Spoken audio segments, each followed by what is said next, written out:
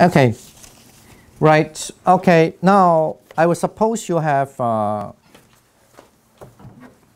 we back? Yeah. All right. Okay. Thank you. Looks like you have a long. Yeah. Now, I want because since in the book here discuss about the text called Gevata Sutta, the discourse of the Gevata. Okay.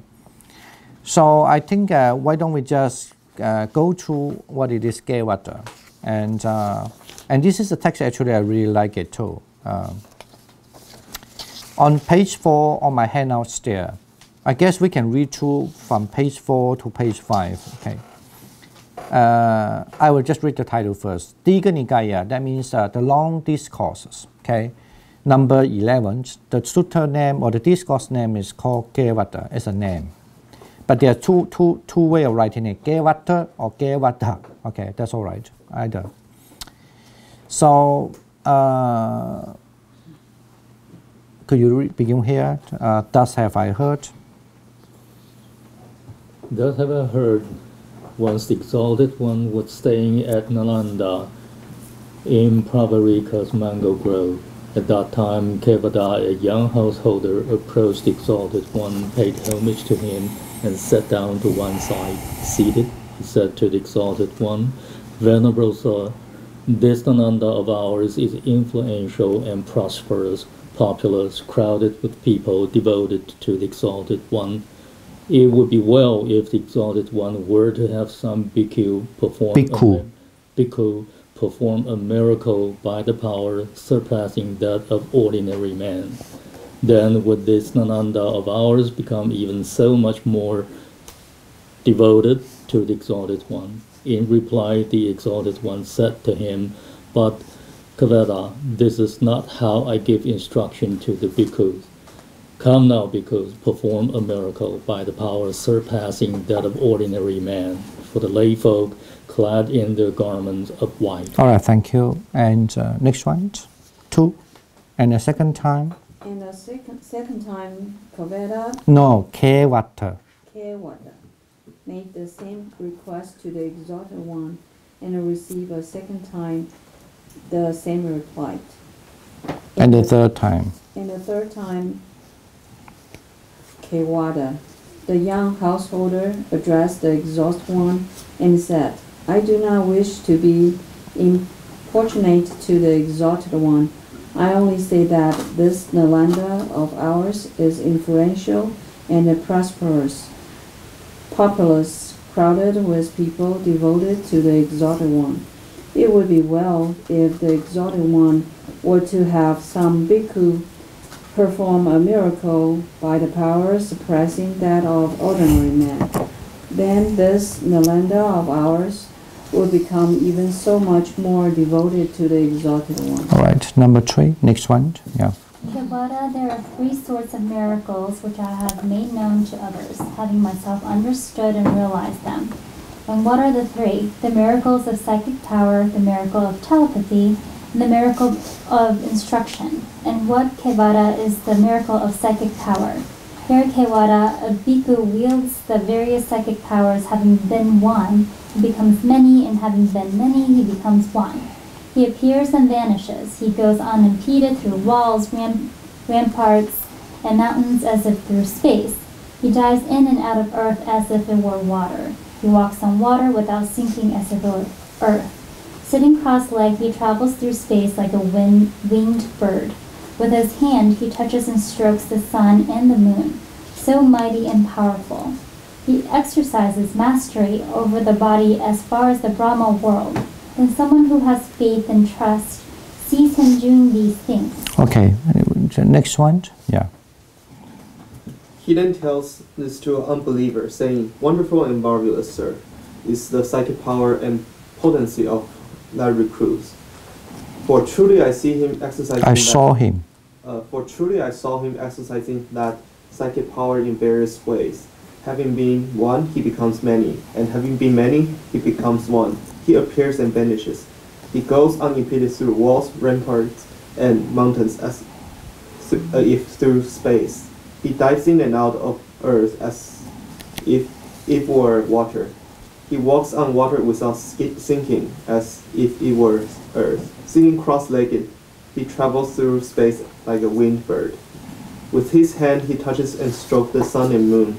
So mighty and powerful, he exercises mastery over his body as far as the Brahma world.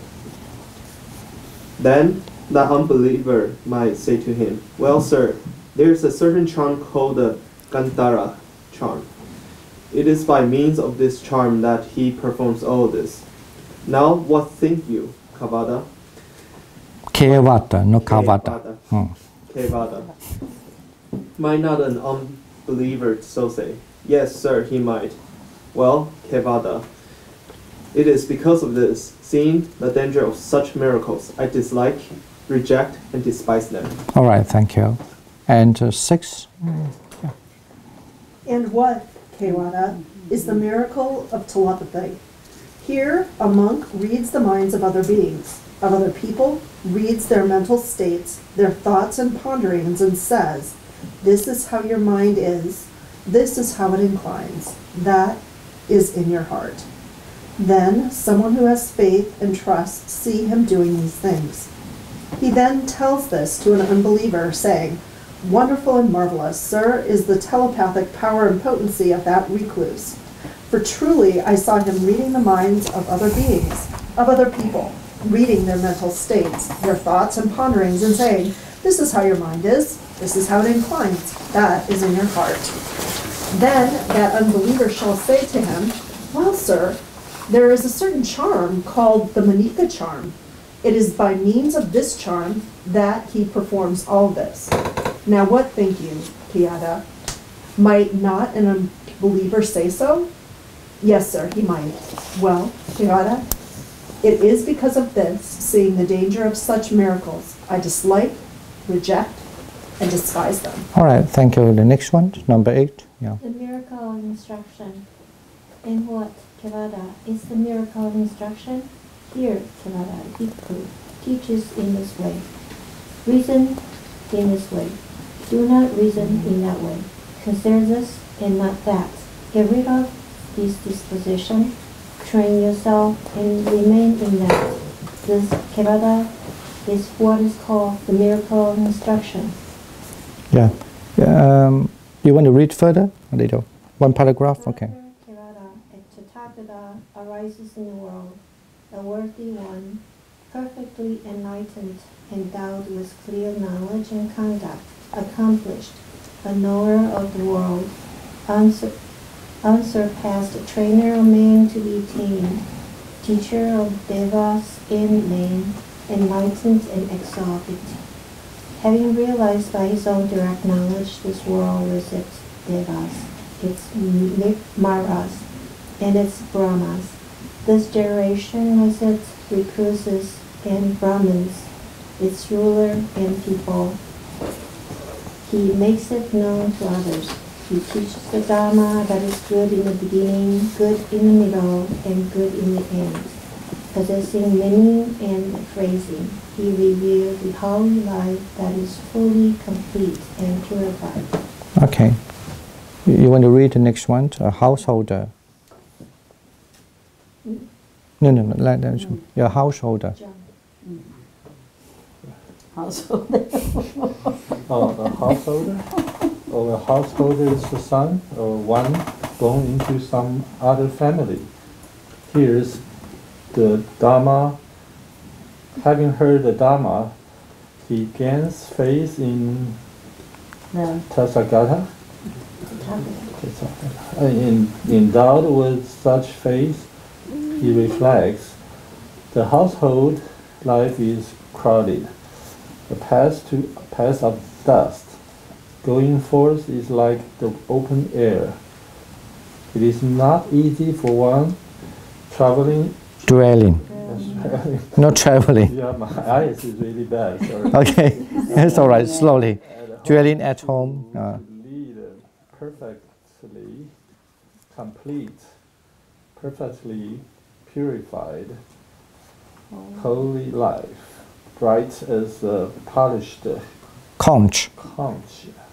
Let me then shave off my hair and the beard, put on saffron robes, and go forth from home to homelessness. Okay. Do you want to read the next one? After Yeah. After some time, he abandons his accumulation of wealth, be it large or small. He abandons his circle of Relatives. be it large or small. He shaves off his hair and beard, puts on saffron robes, and goes forth from home to homelessness. When he has thus gone forth, he lives restrained by the restraint of the Dhammadipa. Dhammadipa process of proper behavior and resort. Having taken up the rules of training, he trains himself in them, seeing danger in the slightest faults. He comes to be endowed with Wholesome. bodily and Verbal. action. His Livelihood. livelihood is purified, and he is possessed of moral discipline. He guards the doors of his sense Faculties. is endowed with Mindfulness. Mindfulness. How can I don't know that word? Mindfulness. And Clear comprehension and its content. okay, thank you. Now, we can stop here for a little while first. I mean, I'm sure that firstly, this text was taught in Nalanda. Now still you have a place. Nalanda, Buddha didn't go there very often, but however, Nalanda, it's one of the very rich places, even during the Buddha's time. Anyway, so, and Kevada as a rich man, powerful, rich, and like almost like everybody knows him in the area, and he requests the Buddha, right? You know, for even though there are some follower of Buddhism or follow the Buddhas, and you know, if you ask the monks to perform the supernatural power, then actually, then you will get more devotees like that, or the so-called enlightenment. But you know that the story was rejected by the Buddha. But even though the reject, but the Buddha also said he's not going to deny the possibility of the supernatural power. And that's why he mentioned there are three kinds of it, right? In general, one kind is called the idipatiya. Okay, in Pali, it means Chinese usually translate as 变身. So it can be. But that includes many types of it, supernatural power that you can cross over you can just traverse over the wall, and you can walk on the water. You can disappear here and appear other places. You can fly and so forth.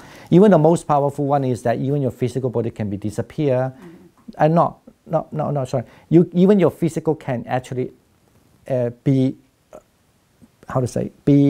appear in the heavens. That's the last one. That's actually very, very, very difficult technique. Even if you talk about the technique, that's really difficult technique. Anyway, so the second one is the telepathy. That means that certainly you can read other people's minds, okay? And even a lot of people's minds and so forth. Now, but of course, then he also say the reason why he don't think it's reasonable to ask the bhikkhus to do that.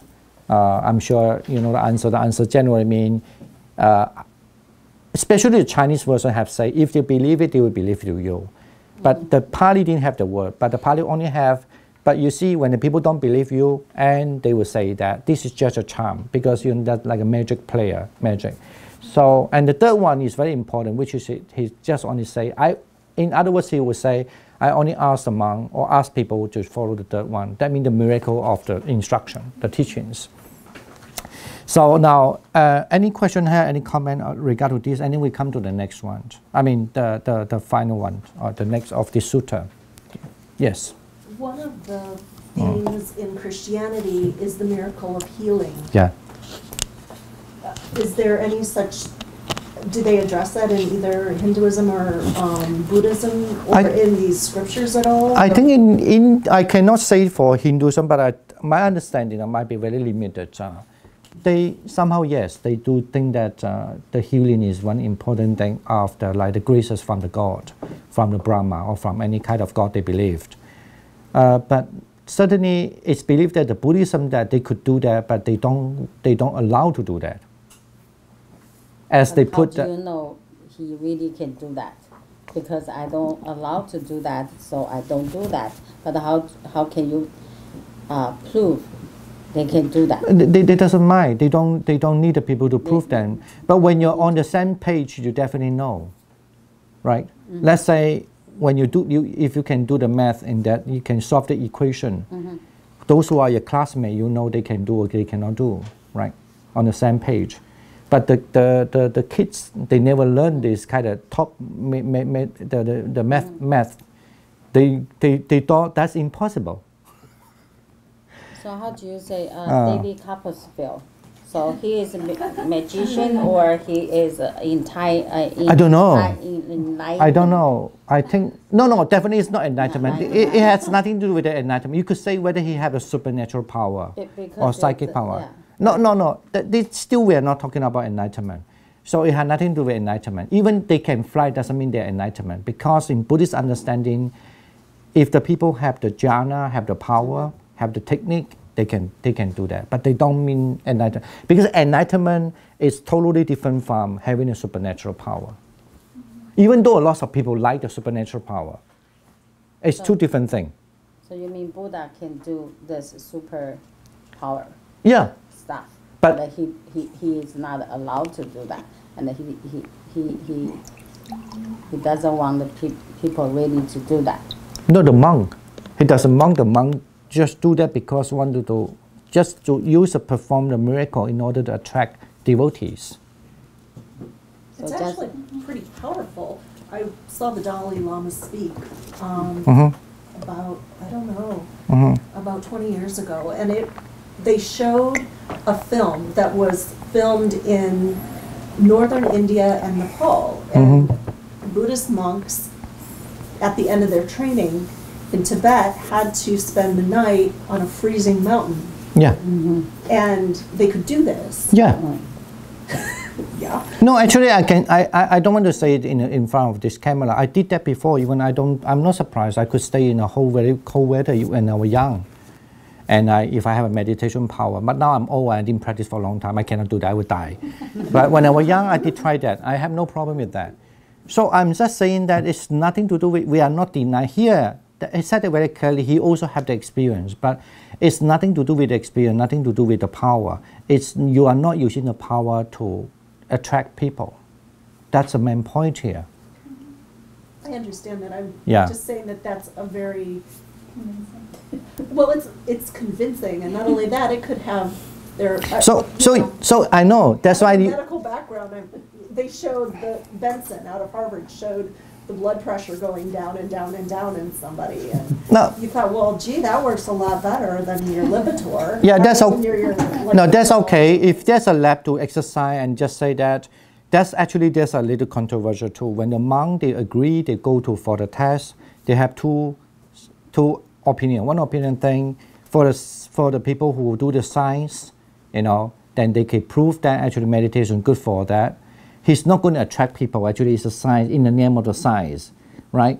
So, and that's why these monks, when they go to do the exam, they don't want the people tell who the monk go there to, actually, because they don't want the people think they're really powerful. I mean, I'm saying that still there's a same. It's very different from other religion.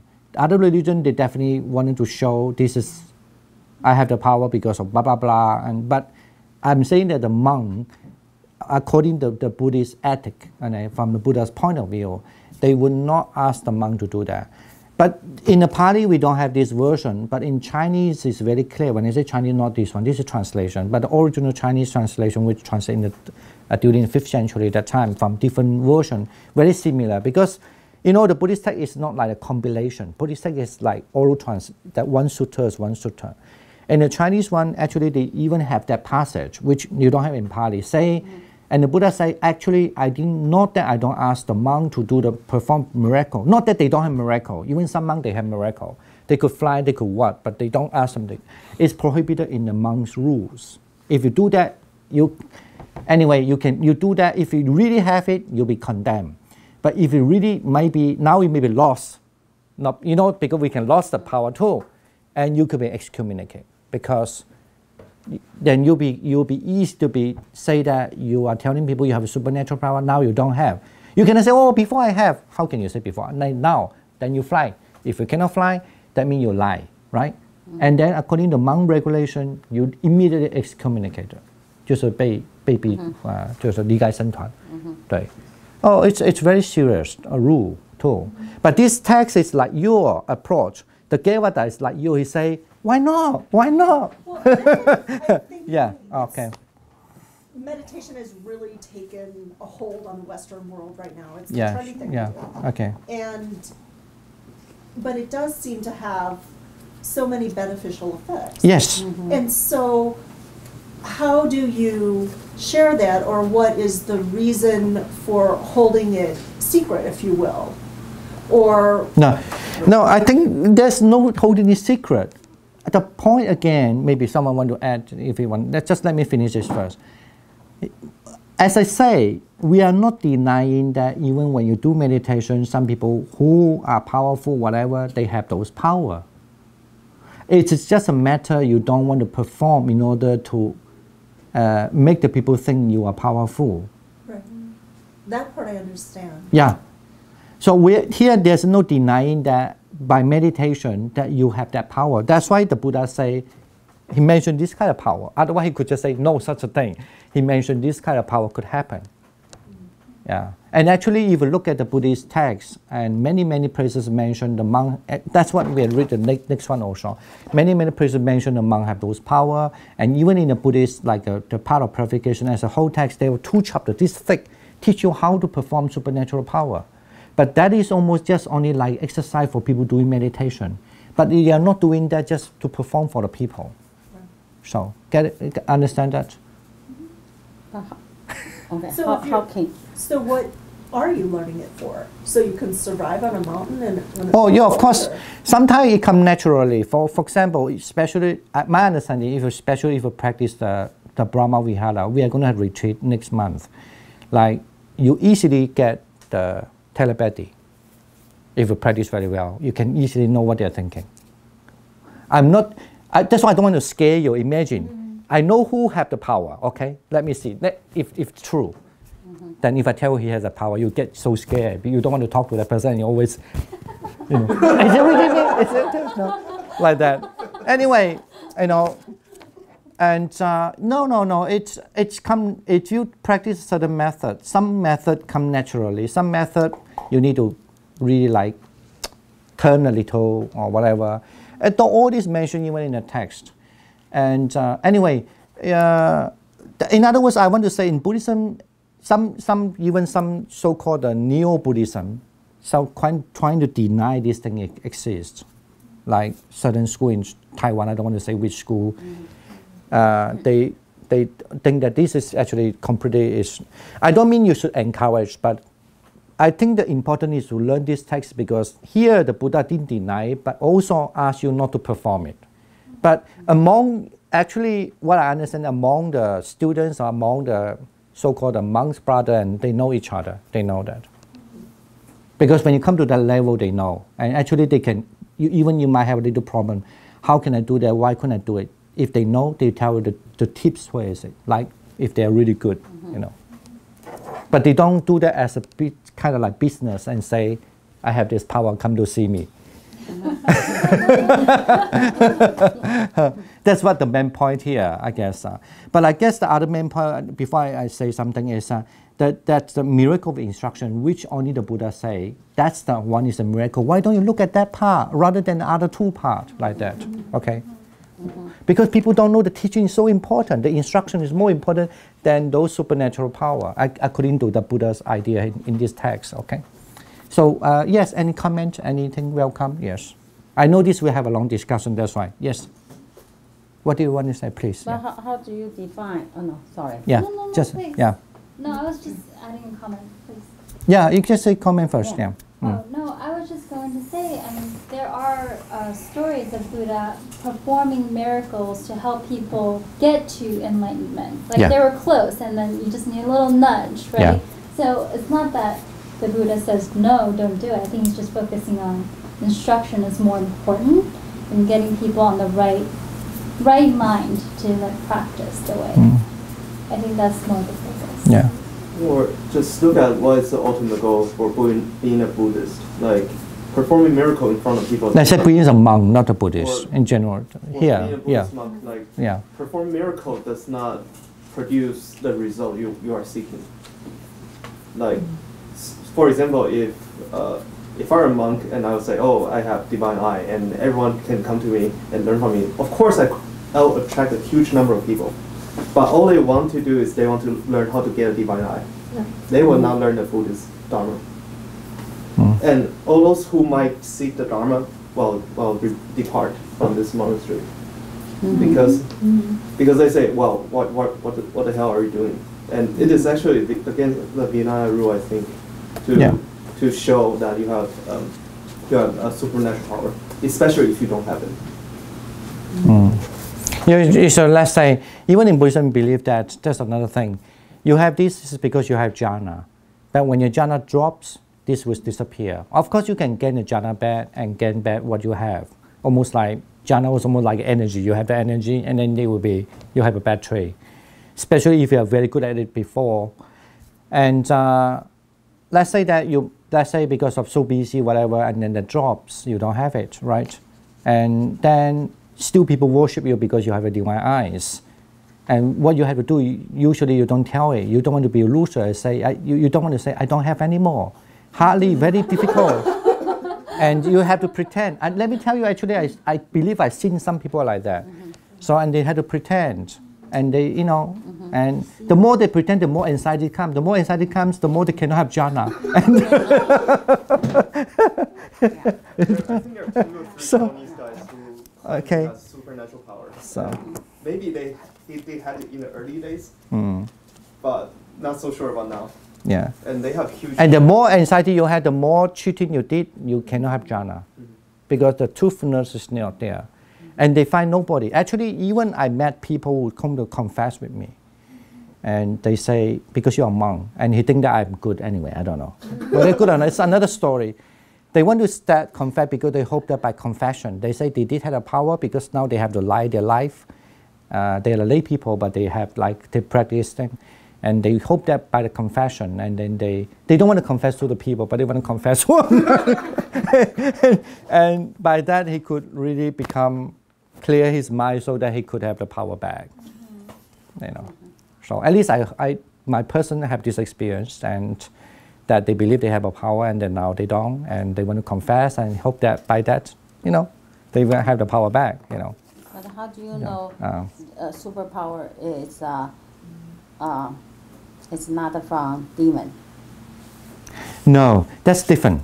Actually, not in the Buddhist Agama text, but even in a commentary, or especially like in Dhammadipa, for example, one of the treatises, a very big treatise mentioned, supernatural power can come from jhana, of course. When you have jhana, it has nothing to do with the demon. Mara. I don't say demon. Demon is a little bit serious in the West. Mara means some jealous divine being. And no. Because when you have jhana, the Mara have no way to interfere you. That's why the Buddha encouraged people to have the jhana, the dhyana. Because that's one way that you can save from, even though you're not enlightened, but you can be saved from the control by those what we call not good, divine things. But if you get the supernatural power by some other means, for example, like mantra, you chant mantra, that's different. What is the mantras? 就是咒语. If you get it from that, you could be, that kind of thing, it could be get it from what we call the dark force. It can become from dark force too. Or the dark force can control you too, but not in a jhana. That's the reason why in Buddhism, actually, in the Agama Buddhism, even in the commentary, is very clear. He's not denying that you can have different means to get supernatural power, but Buddhism have few reasons. One, that he said it very clearly that you never know, okay? And second, when you lost the power, you don't know how it come back. So that's why that people usually, they can easily incline to the dark magic, kind of like that.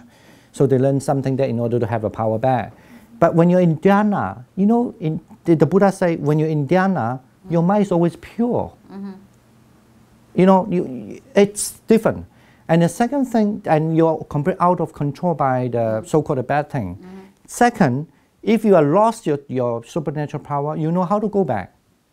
You know, that's the reason. So dhyana kind of illusion, or can you say that? No, dhyana 就是禅定嘛，禅定啊。dhyana 就是禅定，禅定就是中文就是叫禅定。No. 禅定不是一种 illusion. No, of course not. And the Buddha said in the other text very clear, when you have the dhyana, even though you have not get enlightenment, at least you come to a safe place that the Mara would not able to control you. Okay. So I did say that actually. I don't know you were not there, but I did once. I said the story maybe in one retreat. So the deer story, yeah, the story about the deers, yeah.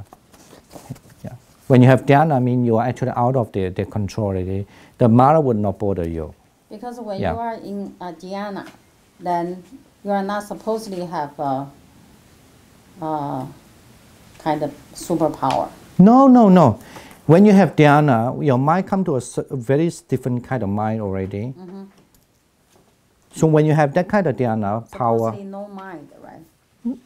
Why you say no mind? I said that already. You again. Okay, yeah. When you have that dhyana, different. You have many levels of dhyana. But whatever, generally, let's say just the first level of dhyana. When you have a dhyana, you could emerge from dhyana, and then you can practice a supernatural power. That's why I say dhyana almost like an energy resource. I mean, maybe for easy to say. All the supernatural power, according, as I say, the Buddha not going to deny there are other ways. You could use charm, you could use like mantra and all this. But the Buddha actually say that it's very, as special commentary, it's like, tricky. I mean, you never know what happened. And once you have it, then when you lost it, you lost it. But dhyana is not, it's something that like here, it's a miracle of instruction. It actually mentioned dhyana later now. When you have a dhyana, you're out of the dhyana, you can do. And when you're in the dhyana or out of dhyana, your mind is always pure. So that you will never be influenced by any dark things. That's what I'm saying.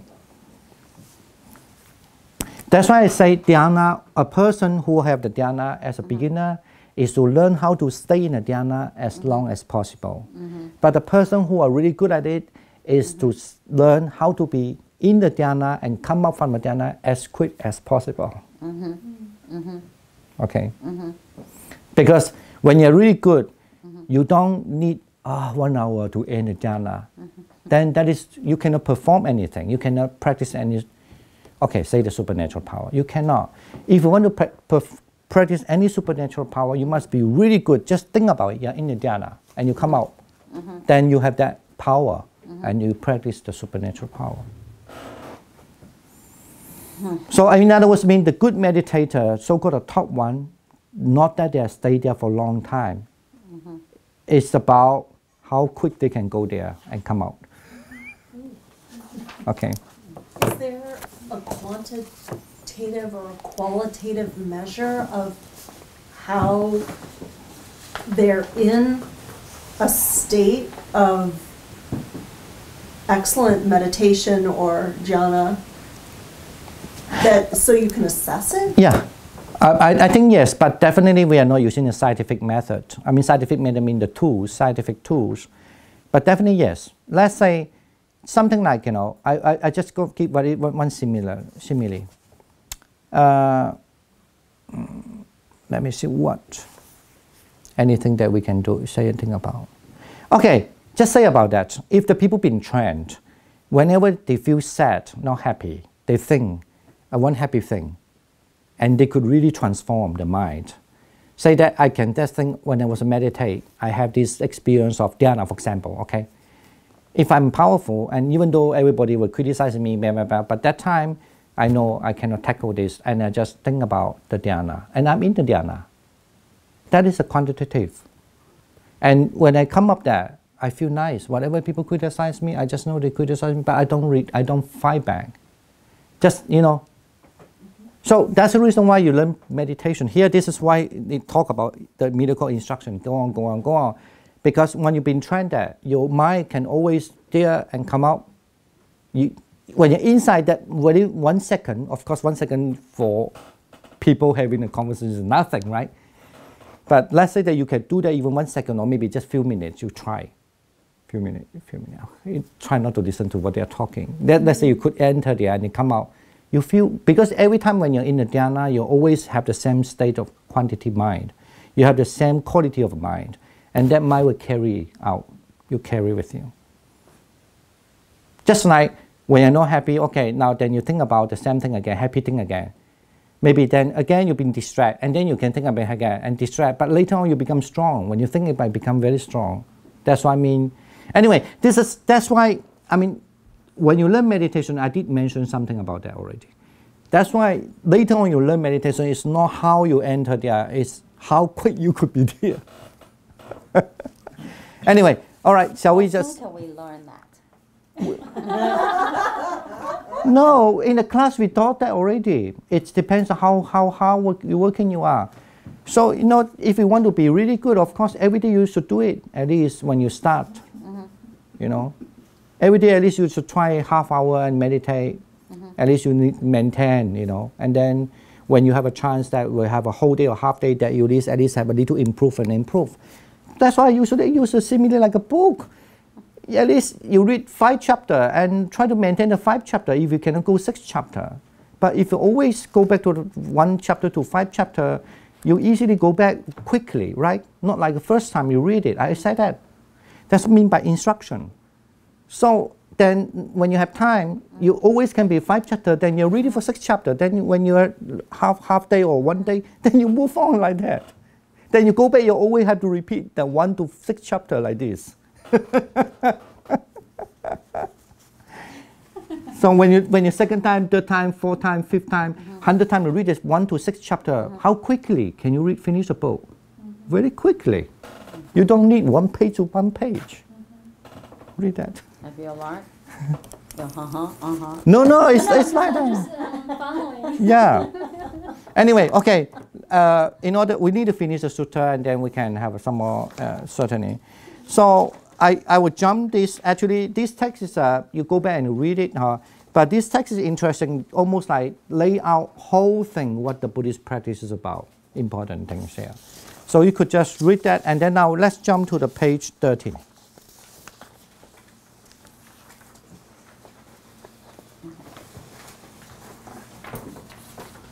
So why don't we at least read the knowledge of the destruction of asavas? Anyway, sorry, didn't asava mean 就是漏啦，漏，it means 就是 Sometimes they translate cankers or defilement, something that's not good for the mind. Yeah, that will stop you from enlightenment. It's your turn, yeah. Okay. The knowledge of destruction of the asavas, when his mind is thus concentrated, pure and bright, unblemished, free from defects, malleable, yeah, wealthy, steady, and attend to imperturbability. Yeah. He directs and inclines it to the knowledge of the destruction of asavas. He understands as he really is. This is dukkha. He understands as he really is. This is the origin of dukkha. He understands as he really is. This is the cessation of dukkha. He understands as he really is. This is a way leading to the cessation of dukkha. He understands as he really is. There are asavas. He understands as he really is. This is the origin of asavas. He understands as he really is. This is the cessation of asavas. He understands as he really is. This is the way leading to the cessation of asavas. Knowing and seeing thus, his mind is liberated from the asava of sensual desire, from the asava of becoming, and from the asava of ignorance.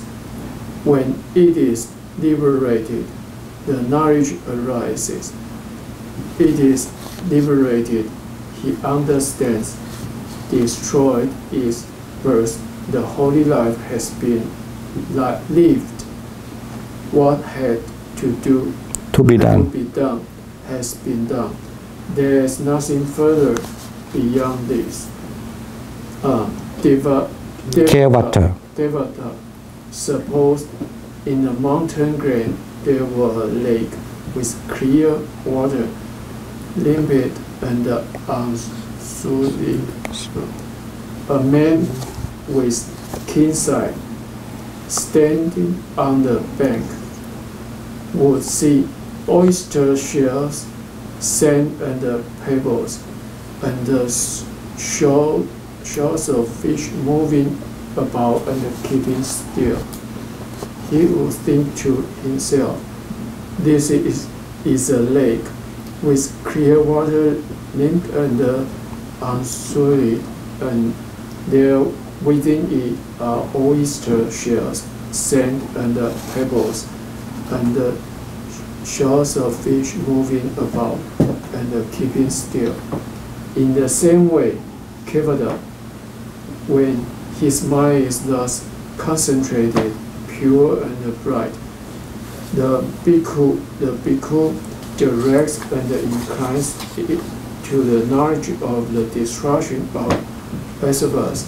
He understands as he really is. This is dukkha. He understands destroyed is birth. Destroyed is birth. The holy life has been lived. What had to be done has been done. There is nothing further beyond this. This devata is what is called the miracle of instruction. So these devata are the three miracles I have understood and realized myself and made known to others. Okay, thank you. Now, I mean, of course, there's a long list about the practice steps, and the last step is just certainly is that he would see the Four Noble Truths, and then after seeing the Four Noble Truths, he would see what kind of the cankers of the ignorance, cankers with regards, with respect of like hatred and with respect of the craving. Then he could see how they remove, okay, goes away, and that's why he say, you know, the quality is that the concentrated, pure and bright and blemished, free from defect, malleable. Malleable means the mind soft, okay, and so forth. You must have those qualities so that then, I mean, there's a step you could read when you go back. But just here I want to say that, so I mean, when you see how the cankers come, and then you should see how the cankers no more coming. And then this is just like when you have a clever tool, you see the thing very clearly. So then that time, then you complete, that means you have attained enlightenment, you complete cut off all these cankers. That's asavas, okay. Now, actually, now we talk about the next story is about, but this is a little strange here. But okay, before I will say this, actually, the Buddha already did say that here, right? He say, I have understood this. So here, again, he say, the Buddha didn't deny the supernatural power. He just say, I have understood and realized myself. and make known to others these three kind of miracles, you know. But then now, something about the visit to Devas. Okay, anyone wonders? You read it, yeah. So. The final paragraph. Once upon a time, Kevada, a question occurred to a certain bhikkhu in this order of bhikkhus. Where now do these four great elements, earth, water, fire, and wind, cease without remainder? So that bhikkhu, Kevada, attained to such a state of concentration that the way leading to the Deva realms became clear to him. Then that bhikkhu, Kevada, went up to the realm of the four great kings and said to the Devas there, where, friends, do the four great elements, earth, water, fire, and wind, cease without remainder? And when he had asked them, the Devas in the heaven of the four great kings said to him, Bhikkhu, we do not know that, but there are the four great kings more powerful and more glorious than we. They will know. All right. So anyway, so the next one is he went to the other heavens, from the heaven of four great kings to the Yama Devas, and he got the same answer. And from the Yama answer referred to ask him to go other world. So he go to the Brahma world. So that's number 80. So and he also got the same answer. So after the Brahma world, actually, the Brahma world, we need to say something. When he went to the Brahma world, let me see. So he said that the Brahma word is so powerful, so you could ask him, the Greek Brahma will know. And then the Bhikkhu asked, that's the last two paragraphs, where then is the Greek Brahma now? Then that's the heaven is being in the, basically in the, okay, to the Brahma word to tell them, the Greek Brahma means almost like the king, okay, the king of the Brahma word. So and now we know now how the Brahma appear, but Bhikkhu, when the scientists come in appear, that he say we don't know when the Brahma will appear, but we do know how it appear. When it appear, they will have the sight of it appear, okay. And there's, in other words, there's a very very bright radiant light comes, then you know it's a Brahma. So now we turn to page 14, and then that time he went to ask the Brahma, and on the page on the paragraph 81. So he spoke to the Brahma asking the same question, you know, so how that the four elements can completely disappear, you know, something like that. However, the Brahma keep on telling him that, how to say, he only say, I am the great Brahma, the supreme, the mighty, the all-seeing, the ruler, the lord of all, the controller, the creator, the chief of all. So, and so forth and so forth. So anyway, so, and then this monk, the bhikkhu, I'm asking you a question, but you didn't answer, you just tell who you are, you know. So anyway, so at the end, on number 83, the Greek Brahma took the bhikkhu by the arms, led him aside and said, these devas of the retinue of Brahma, bhikkhu, believe that there is nothing I cannot see, nothing I cannot understood. In other words, everybody there, believe me, I know everything. But you ask me the question I don't know. So please don't embarrass me. Go back. So and then he say, go now, return to the exalted one, mean the Buddha. Ask him the question and accept the answer he gives to you. So and take the answer what he gives to you. He is the one who can answer you. I cannot answer you that question, even though he's so powerful. So anyway, then that's why this bhikkhu, he has a, why we mention about him, it means he's supernatural but so powerful. He could disappear his physical body, and even in just stretching the arm, this disappear, and then back to the earth. Not many monks can do that. Okay, that's a really highly skillful. If now you have someone to do that, I will tell you, you'll be. I'm joking. I don't know. You'll be what? Actually, I think nowadays, I remember even I asked my teacher too about, he said, you know, it's very hard to practice like flying and disappear now, because our materialistic attachment is so difficult. So I have to say I have seen many other things, but not this one. Yeah, I mean, I could just answer that. I don't know, that's a story, I'm not sure. I just say I'm not sure about that. So But of course, because I have seen other things, so I kind of believe it is possible. It just only must be really difficult, right? You know. But you know, in the world, there are lots of things you never know, right? Yeah. So you mean if you are in dhyana, then you will have superpower. If you don't have superpower, then that's mean you are not in. No. No. Right? You might have power. Or you could just practice. You could just with the dhyana you are interested. You could just only practice the supernatural power. Okay. And you will practice supernatural power. There are so many types, and this type of physical can disappear to heaven. That is the most difficult one. Okay. So just like Tibet Honghua. What is No, about that is not. Honghua still is Nothing to do different. with Honghua. No, Honghua is complete, not this one. No, Honghua is not this one. Honghua is not. Okay, anyway, I think the important point, I think we can stop the class, but we just finish it and we can discuss next time. And you can go back and think about it. You can read all things, and then we can back to our no self too, because this is important. Why we put here? Because no self. And then when he asked a question, actually the Buddha answered him. So he said, then the Buddha said, instead of asking where the four great elements cease without remainder, you should have asked, where do the earth, water, fire, air, no footing find? Please remember this. One day, if you want to get enlightenment, this is really, really important. Really important. Very difficult, but it's really important. It's that instead of asking that, you ask the wrong way. You should ask the way and how these four elements with no footing find. Where are long and short, small and great, pure and impure? Where are name and form brought to the end? So, okay. So, and then if you want to ask, you should ask this way. And the answer is consciousness. Consciousness, that is singleness. I don't know, anyway. Sinus, sorry. Consciousness, that's why I thought singleness is wrong. Okay. Consciousness, that is sinus, boundless, all illuminating. Okay.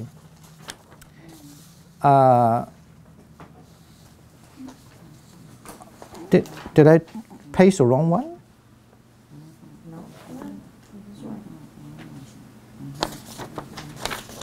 Yeah, it's wrong. It's missing something. Which one is wrong? Which page? Consciousness that is signless. In other words, you don't have guidance. Yeah, okay. Marking. No marking. Actually, here there's a footnote here. As I say, let me tell you, this is number 1, not 11. The number 1, I cannot answer you this question in a moment because this is really, really top topic, okay? And you just remember when he say, so because the word sinus have anitasanan, okay? Somehow, you can read it later. This is why I say you go back and read. And please do not think that you can understand this passage. You just know. So he said, then the water, earth, fire, wind find no footing. Then long and short and this unpleasant, and they were brought to the end. With the cessation of the vijnana, with the cessation of knowing, with the cessation of the consciousness, and this is all end. That's the answer.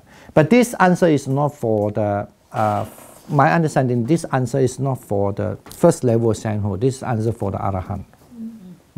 And which is the most difficult one. And this passage is really, really, even in Mahayana, later actually, Mahayana also take this passage out and have different have explanation. But so anyway, this is an early Buddhist text, and the Buddhist text now. So all right, I guess we can continue our reading of the No Self and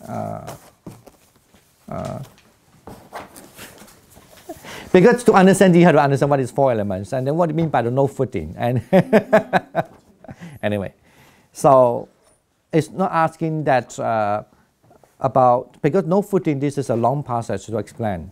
So, all right, so anyway, so when you go back home, please read page 135, the next paragraph, because then here, the next in the book actually trying to say, telling you there's 3 ways to understand what the no self is about, and as well as if you can, I think the next time we could come to page 140, the problem of person continuity self as a causal connectedness. Okay. Then how we understand the causality with the notion of no self. Okay. Even if we don't have time next week, at least. Anyway, if you have time, please try to read until 143. All right, I will thank you for your coming, and then you have to do the transfer marriage, and we will end our class. And I hope that you won't feel too bored today. Bhavantu Sabba Mangalam Rakantu Sabba Devata Sabba Bhutanubhavena Satasoti Bhavantu Des Bhavantu Sabba Mangalam Rakantu Sabba Devata Sabba Dhammanubhavena Satasoti Bhavantu De Bhavantu Sabba Mangalam Rakantu Sabba Devata Sabba Sangha Satasoti Bhavantu De. Sadhu, sadhu, sadhu, sadhu, sadhu.